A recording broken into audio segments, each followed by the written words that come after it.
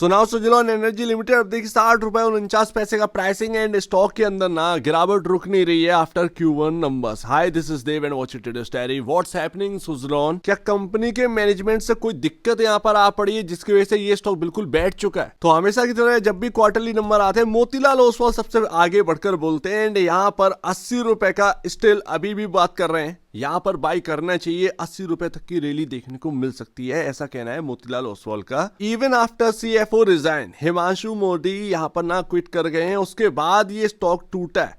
आप देखिए स्टॉक के टूटने में सिर्फ हिमांशु मोदी का जाना है यहाँ पर ना सिर्फ एक रीजन नहीं है, क्वार्टरली वन के नंबर्स भी एक रीजन है। और क्या कंपनी की तरफ से प्रॉब्लम है? तो बिल्कुल एक कंपनी की तरफ से प्रॉब्लम है। वो कंपनी के प्रॉब्लम पर आएंगे, बट स्टॉक एक ऐसी जगह पर आ चुका है जहां पर पूछो मत, मतलब जिस जगह से सपोर्ट लिया है एक दो बार वहीं पर ये स्टॉक आ चुका। बहुत इंपॉर्टेंट जगह 60 रुपए, 60 रुपये।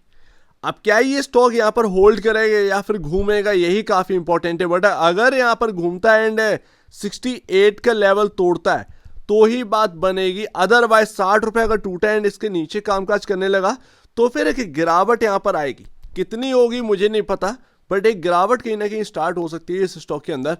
एंड रेजिस्टेंस काफी बने हुए हैं तो वो रेजिस्टेंस और भी ज्यादा बन जाएंगे। आप मुझसे पूछेंगे Q1 के नंबर कैसे रहे, तो देखिए बिल्कुल नॉर्मल रहे। आप कोई फायरवर्क नहीं देख रहे हैं यहाँ पर। ईयर ऑन ईयर बेसिस पर देखेंगे तो फिर यहाँ पर सिर्फ और सिर्फ 24 करोड़ का ही जंप देखने को मिला है, जो कि कोई खास जंप है नहीं है। आप देखेंगे तो सिर्फ 10% के आसपास का जंप हमें देखने को मिला है और ये इनफ नहीं है। सुजलॉन की वैल्यूएशन जो आज की डेट में वो इनफ इतना नहीं करता है, मतलब थोड़ा और एक्स्ट्रा मांगता है मार्केट।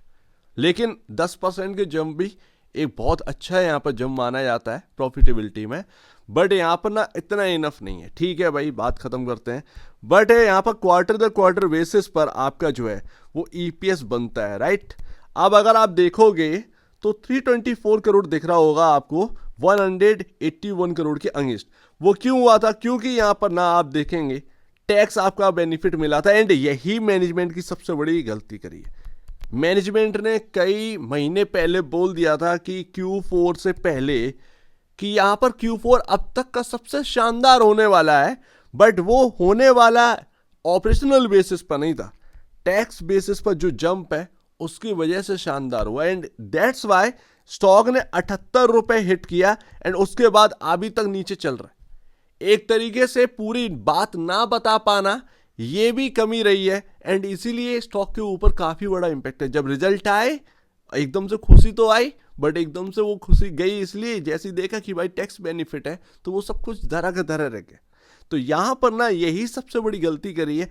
एंड अभी अगर आप देखें तो इस क्वार्टर में टैक्स लगना स्टार्ट किया, पहले टैक्स नहीं लगता था, ठीक है ना, क्योंकि लॉस मेकिंग कंपनी थी तो एक लंबे टाइम तक टैक्स बेनिफिट मिलता रहा।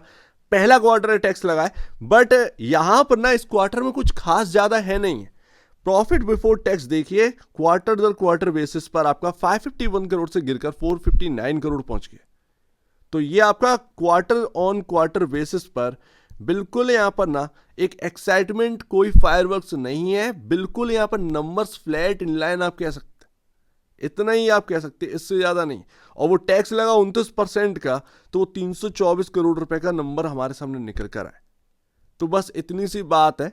अब वो हाँ पिछले क्वार्टर में जरूर टैक्स बेनिफिट रहा है, बट इस क्वार्टर में पहली बार है जब टैक्स लगता है, डिफर टैक्स यहाँ पर ना आपका लगता हुआ नजर आए। प्रमोटर का जो होल्डिंग है बॉस वो रह चुका है 11.75% सुजलॉन के अंदर। तो ध्यान रखिएगा ये जो ब्लॉक डील हुई थी उसकी वजह से यहाँ पर आपके सामने, बट आज की डेट में जो स्टेक है ना प्रमोटर की वो देखने को मिल रही है एंड वो देखने में अच्छी नहीं लग रही। 11.75%, सिर्फ और सिर्फ 11.75% सुजलॉन जैसी कंपनी के अंदर, तो वो अच्छी नहीं लग रही देखने में, सिंपल सी बात है।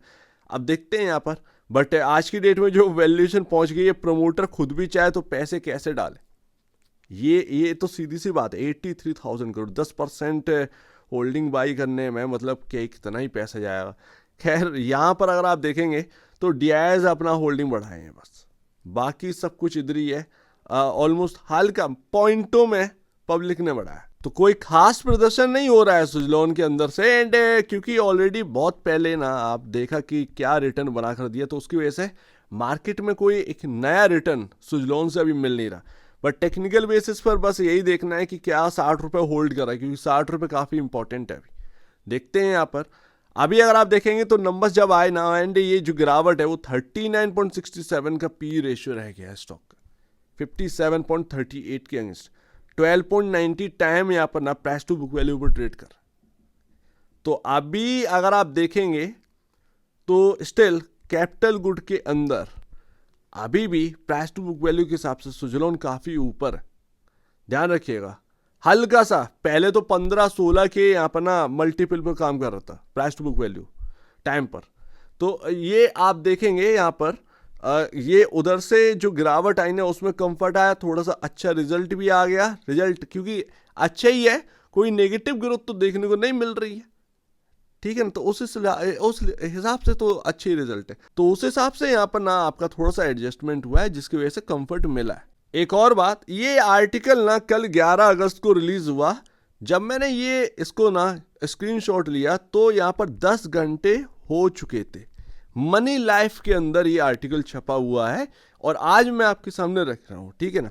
With Suzlon energy achieving acrobatic accounting with aplomb is savvy in a make over mode.